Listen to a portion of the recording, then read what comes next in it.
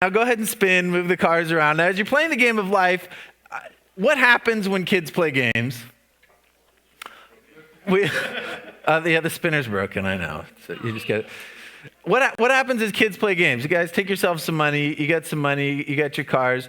One of the lessons they teach you can go to college or not. Whoever, the winner in the game is usually the doctor or the lawyer because they make the most salary.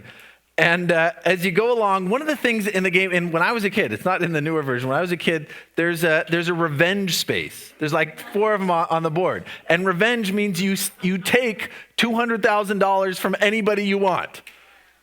Or you can push them back 20 spaces. These are lessons we want to teach our children.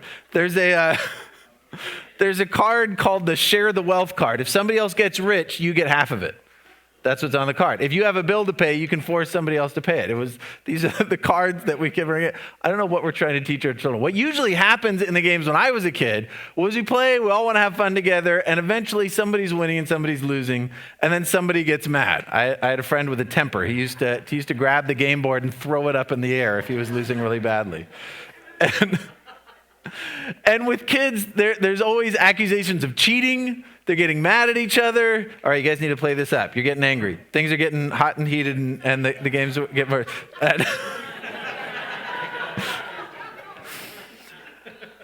Now, what do you think? Now, the terrible thing is, as sad as this game is, when you think about it, are adults really like that?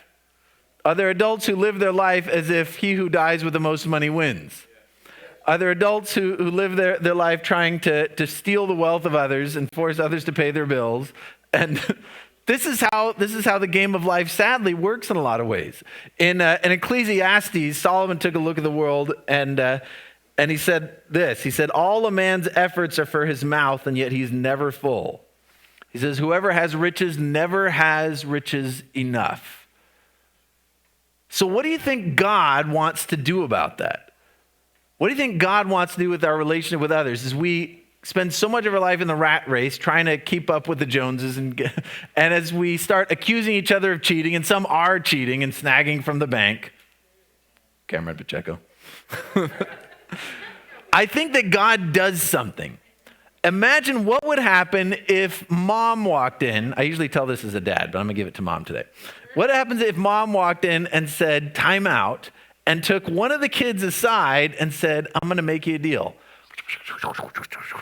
And the deal that mom makes is, you know what? The game is just a game. And the reality is, at the end of this game, you know where all that money goes? It goes back in the box. You know, at the end of this game of life, your life, where all the money goes? You can't take it with you. What if mom came over and said, I'm going to make you a deal, Mikey. Mikey likes it. And mom said, I'm going to make you a deal. Rather than trying to steal money, because I saw you, Mikey, I saw you stealing that money. And for every dollar that you give away in this game, at the end of the game, I'll give you $1 in real cash. Real cash. In fact, forget $1. I'll pay you $10 on the dollar. I'll give you 10 on for every dollar that you